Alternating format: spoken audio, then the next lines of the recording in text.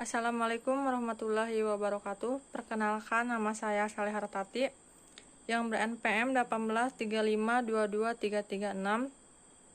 Saya di sini akan mempresentasikan tugas mata kuliah Ekologi Administrasi Negara, yaitu tentang upaya pengembangan etika lingkungan terbagi 5 bagian. Yang pertama yaitu penguatan misi untuk mempertahankan keseimbangan ekosistem, yang artinya upaya ini perlu dilakukan berupa penyuluhan-penyuluhan untuk menumbuhkan kesadaran akan pentingnya lingkungan, harus memiliki kekuatan yang memaksa dalam pelaksanaannya tentang akan pentingnya kesadaran lingkungan. Yang kedua yaitu penetapan sikap untuk memperhatikan lingkungan. Maksudnya yaitu pembuatan peraturan tentang lingkungan. Hal ini dilakukan dengan tujuan memanipulasi sosial, ekonomi, ekologis, dan politis, serta pola-pola tersebut untuk dijadikan dasar penentu kebijaksanaan. Yang ketiga yaitu pemantapan kesadaran masyarakat dalam pengelolaan lingkungan hidup. Perlu disempurnakan untuk mencapai tujuan pembangunan berkelanjut yang berwawasan lingkungan tentang penyempurnaan peraturan operasional.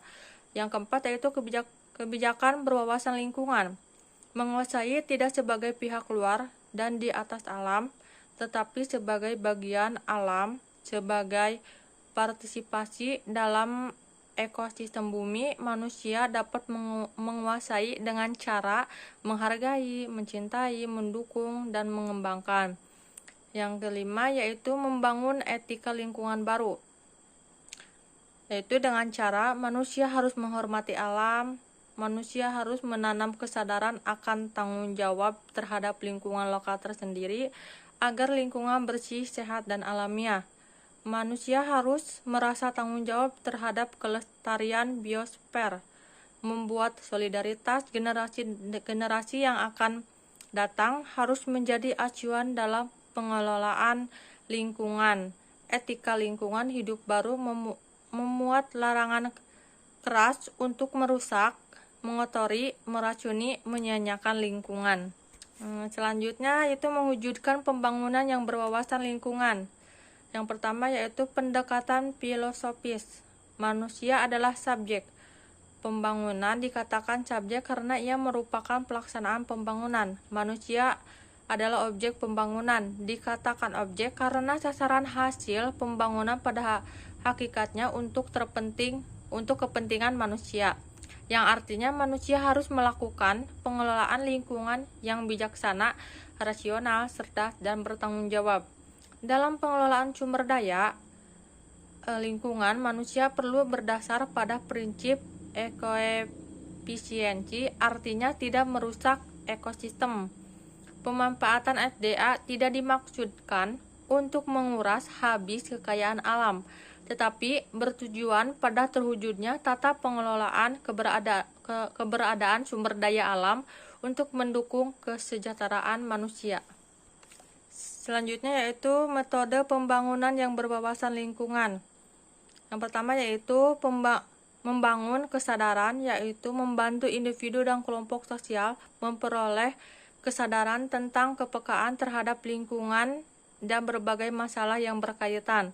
Yang kedua yaitu transfer pengetahuan, yaitu membantu individu dan kelompok sosial memperoleh berbagai pengalaman tentang lingkungan dan pemahaman dasar mengenai masalah-masalah yang berhubungan. Dasarnya adalah eksplorasi kemampuan rasional manusia. Yang ketiga, pengembangan sikap, yaitu membantu individu dan kelompok sosial memperoleh nilai-nilai sosial, perasaan kuat, dan kepedulian terhadap lingkungan, serta mempunyai motivasi. Yang keempat yaitu pemberian keterampilan, yaitu membantu individu dan kelompok sosial memperoleh keterampilan dalam pemecahan masalah lingkungan. Yang kelima yaitu partisipasi dan observasi, yaitu membantu individu dan kelompok sosial mengembangkan rasa tanggung jawab terhadap berbagai masalah lingkungan dan mencoba menerapkan tindakan yang tepat untuk membantu pemecahan masalah. Yang terakhir yaitu evaluasi dan refleksi, yaitu membantu individu dan kelompok sosial mengembangkan pola internalisasi diri atas seluruh aktivitas terhadap lingkungan dengan pembelajaran sehingga menjadi sebuah spiritualitas hidup. Spiritualitas hidup inilah yang akan mendorong perilaku kontan manusia atas lingkungannya. Selanjutnya yaitu pola pendekatan ekologis. Pola pendekatan ekologis itu terdapat dua, yaitu sikap teknokratis. Secara umum, teknokratis artinya keterampilan untuk menguasai sesuatu. Sikap teknokratis pada intinya merampas dan membuang alam dan mengambil semua yang diperlukan dalam kehidupan manusia. Yang kedua yaitu sikap dikotomik. Sikap dikotomik berarti melihat dan menempatkan lingkungan terpisah dari kehidupan manusia sudut pandang kepentingan. Sikap ini akan memunculkan perilaku tidak peduli terhadap lingkungan, bahwa lingkungan adalah tempat dan sumber daya. Selanjutnya yaitu pola pendekatan psikologis.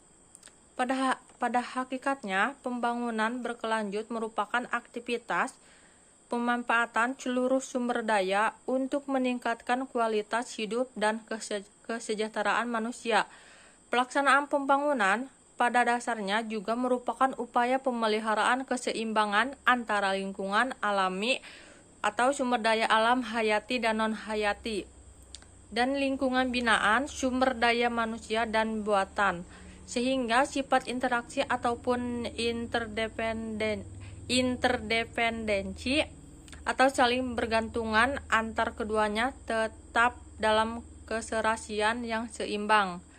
Intinya adalah bahwa melalui pendekatan psikologis diharapkan mampu memunculkan pemahaman bahwa antara manusia dengan alam memiliki hubungan yang tidak dapat dipisahkan, sehingga dalam proses pembangunan tetaplah memperhatikan kelestarian lingkungan. Sekian presentasi dari saya. Mohon maaf apabila ada kata-kata yang kurang tepat. Assalamualaikum warahmatullahi wabarakatuh.